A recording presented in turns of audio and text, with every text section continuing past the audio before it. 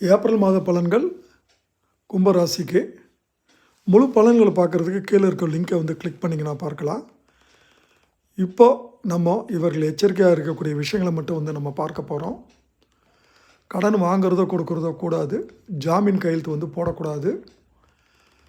இவர்களுக்கு பொறுத்த வரைக்கும் பேச்சுவார்த்தையில் ரொம்ப எச்சரிக்கையாக இருக்கணும். பேச்சு சாதாரணமாக விட்டுட்டாங்கன்னா மாட்டிக்கிறதுக்கு வாய்ப்பு இருக்குது. இந்த காலகட்டத்தில் இனம் புரியாத ஒரு படபடப்பு வரும். தொழிலில் இவர்களுக்கு போட்டிகள் உருவாகும். செவ்வாய் 2 இருக்கிறதுனால கொஞ்சம் எச்சரிக்கையாக இருங்க. செவ்வாய்க்கிழமைகளில் மாரியம்மன் கோயிலில் செவ்வாய் ஓரை, அதாவது காலையில் 6 to 7, நைட்டு 8 to 9 இந்த நேரத்தில் போய் வழிபாடு பண்ணுங்கள்.